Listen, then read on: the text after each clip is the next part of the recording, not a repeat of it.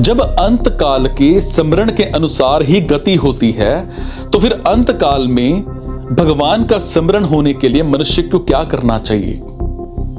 भगवान कहते हैं, इसीलिए तू सब समय में मेरा स्मरण कर, युद्ध भी कर, मुझ में मन और बुद्धि अर्पित करने वाला तू निस्संदेह मुझे ही प्राप्त होगा। सिर्फ स्मरण से ही है, युद्ध से नहीं, क्योंकि युद्ध सब समय में निरंतर हो ही नहीं सकता। कोई भी क्रिया निरंतर नहीं हो सकती, हालांकि समय समय पर ही हो सकती है, कारण कि हरेक क्रिया का आरंभ और समाप्ति होती है। ये बात सबके अनुभव की है। परंतु भगवत प्राप्ति का उद्देश्य होने से भगवान का स्मरण सब समय में होता है, क्योंकि उद्देश्य की जागृति हरदम रहती है। सब समय में स्मरण करने के लिए कहने का मतलब है कि हरेक काम में समय का विभाग होता है। जैसे ये समय सोने का और ये समय जागने का है, ये समय नित्य कर्म करने का, ये समय जीविका के लिए काम धंधा करने का है, ये समय भोजन का है, आदि आदि। परंतु भगवान के स्मरण में समय का विभाग नहीं होना चाहिए। भगवान को तो सब समय में ही याद रखना चाहिए।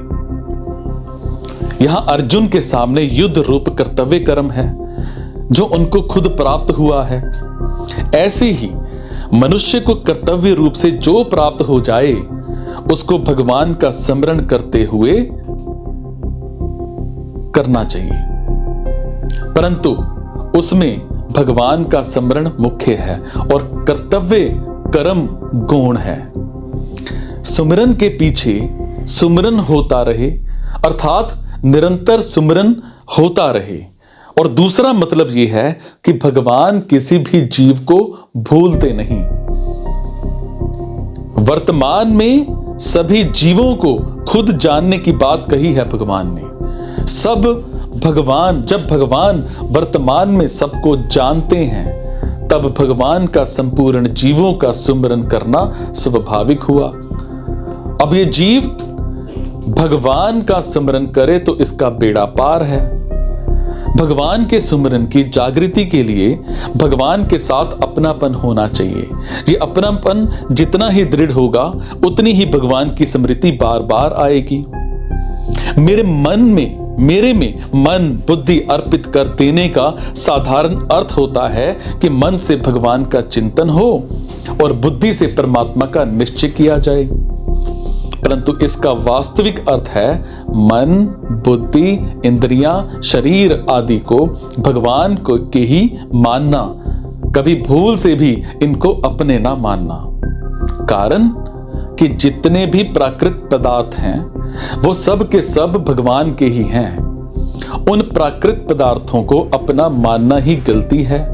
साधक जब तक उनको अपना मानेगा, तब तक वो शुद्ध नहीं हो सकते, क्योंकि उनको अपना मानना ही खास अशुद्धि है और इस अशुद्धि से ही अनेक अशुद्धियां पैदा होती हैं। वास्तव में मनुष्य का संबंध सिर्फ प्रभु के साथ ही है। प्रकृति और प्रकृति के काम के साथ मनुष्य का संबंध कभी था नहीं, है नहीं और रहेगा भी नहीं। कारण कि मनुष्य साक्षात परमात्मा के सनातन अंश हैं। सो उनका प्रकृति से संबंध कैसा हो सकता है? इसीलिए साधक को चाहिए कि वो मन और बुद्धि को भगवान के ही समझकर भगवान के ही अर्पण करते, फिर उसको स्वाभाविक ही भगवान की प्राप्ति हो जाएगी। क्योंकि प्रकृति के काम शरीर, मन, बुद्धि आदि के साथ संबंध जोड़ने से ही वो भगवान से विमुख हुआ था। वो प्राकृत पदार्थ कैसे है, इस विषय में दार्शनिक मतभेद तो है, पर वो हमारे नहीं हैं और हम उनके नहीं हैं। इस वास्तविकता में कोई मतभेद नहीं है। मतलब इसको सभी दर्शनकार मानते हैं और इन दर्शनकारों में जो ईश्वरवादी हैं, वो सभी उन प्राकृत पदार्थों को ईश्वर के ही मानते हैं और दूसरे जितने दर्शनकार हैं, वो उन पदार्थों को चाहे प्रकृति के माने, चाहे परमात्मा के माने, पर दार्शनिक दृष्टि से वो उनको अपने नहीं मान सकते। सो साधक उन सब पदार्थों को ईश्वर के ही मानकर ईश्वर के अर्पण कर दे तो उनका हम भगवान के ही थे और भगवान के ही रहेंगे, ऐसा भगवान के साथ नित्य संबंध जागृत हो जाएगा।